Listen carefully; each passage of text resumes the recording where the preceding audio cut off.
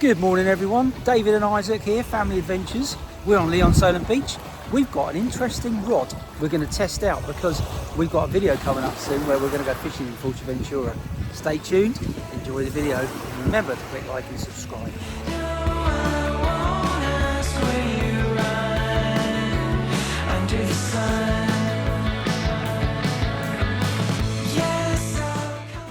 Good morning, welcome to Family Adventures.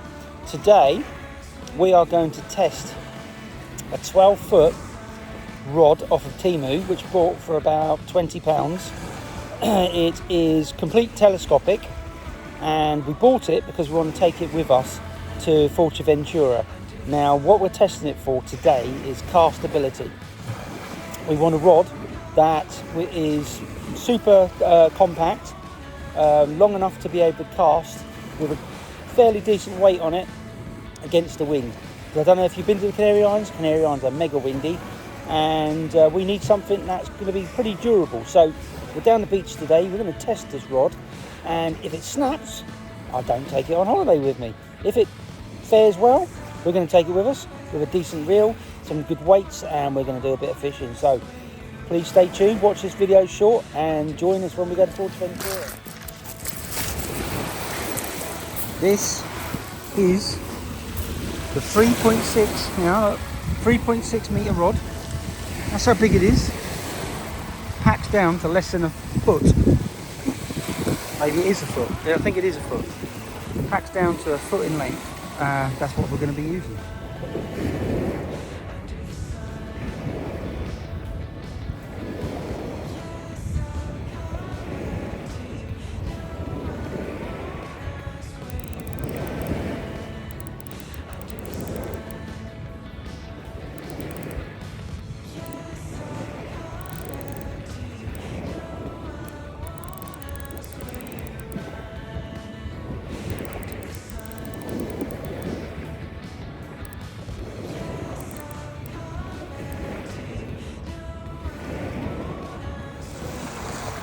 So a little bit about this rod then. The reason why I'm a bit worried about this rod is it is telescopic, right? It folds down to a size probably about a foot in length, 12 inches, something like that. You can see there from where my finger is there to the butt end, it all folds down into there.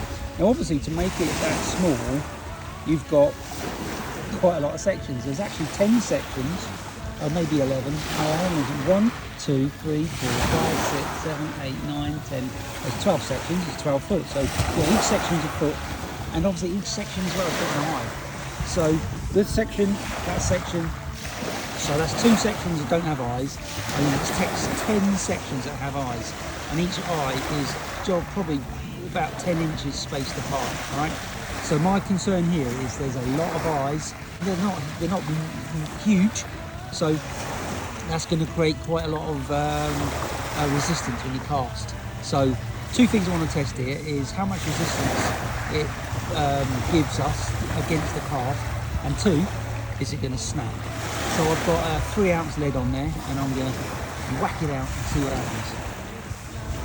And the reel for this I'm using is, I think it's a 4000 series Dr. Fish.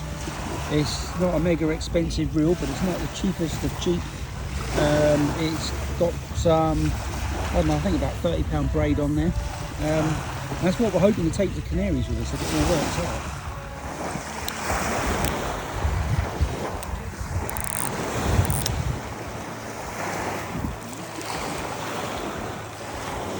In terms of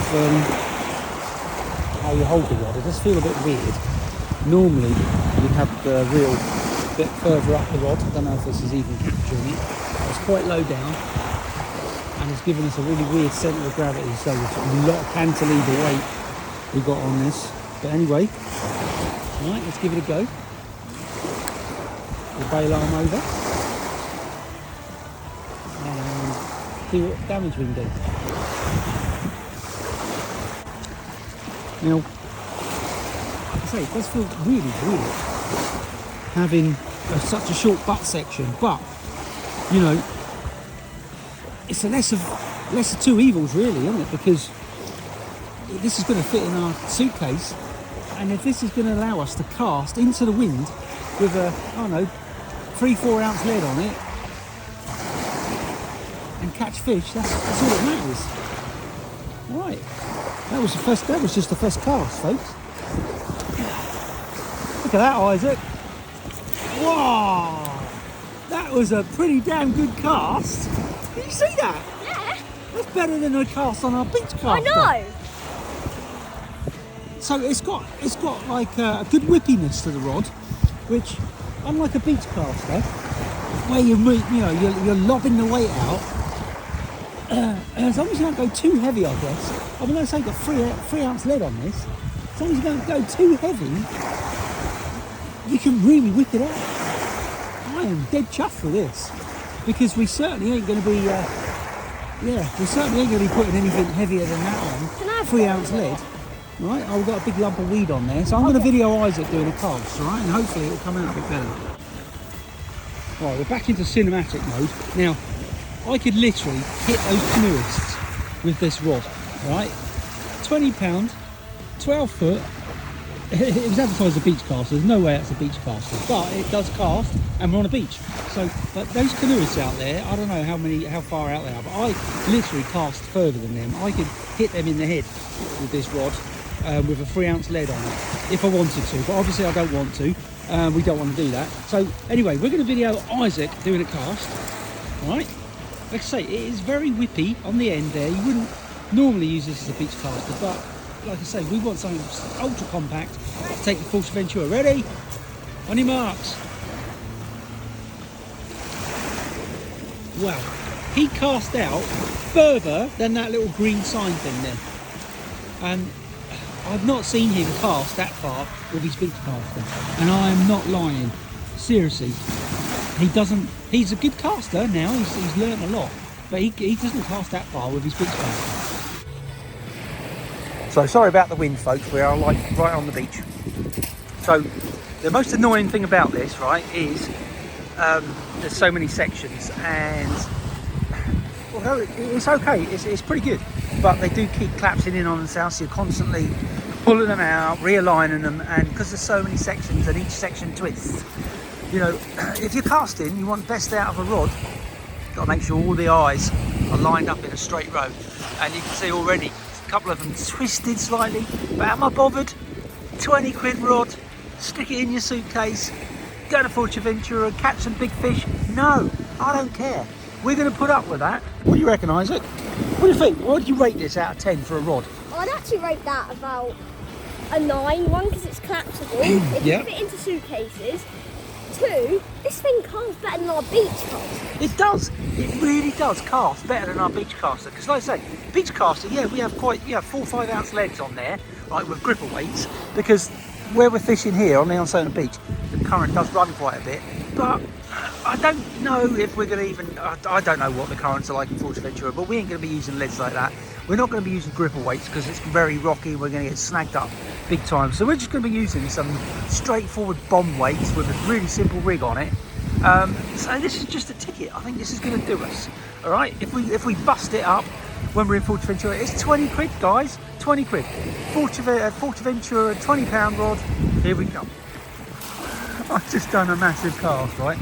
I literally had about 12 foot line hanging off my rod, resting it on the beach, right, to give it a proper good cantilever cast, and I lobbed it out, and I reckon I'm halfway to the Isle of Wight almost. This rod is just the ticket, I tell you. I wouldn't say it's awesome, it is, but well, actually it is awesome. It's awesome for what we're going to need it for. I just wish I bought 2 of them now. Revs. Okay.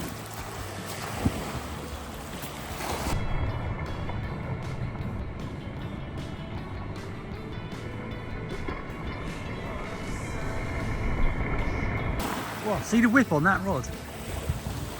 I didn't even see where that went, but there you go. You got it as parallel with that green sign. So durability of this rod, we won't know till we actually get proper fishing. So I don't actually want to put it through too much of its paces. I just want to test it for cast to make sure it just won't snap. Problem with these cheap telescopic rods is the connections between the two pieces, sometimes it just comes out. And if it comes out, you're never going to get it back together again. So, you know, this is the rod we want to take with us. We're not going to do any more. We're packing it down. That's going straight in the suitcase after I run it under the tap when we get home. And job done. We'll see you in Fuerteventura, guys.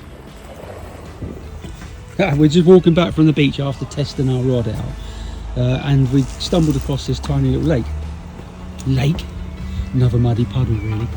Now, it is at the back of the, what's that pub called, Isaac, where we have the roast dinners? In by the sea. In by the sea, yeah, it's the In by the Sea pub. This lake this pond does go right back to the back garden of the pub there. I didn't realise it stretched this far forward. And there's a little bit of decking you can walk down. There's no signs of it, it says no fishing. So we are going to do another little video. We're going to come down here with a bit of bread, a few maggots, and we're going to give this little muddy puddle a go, I reckon. Sorry I got sidetracked there, but yeah, I think it's a must. We've got to give this a go. Look, surrounded by houses. Could be a little oasis. Full of fish. Who knows?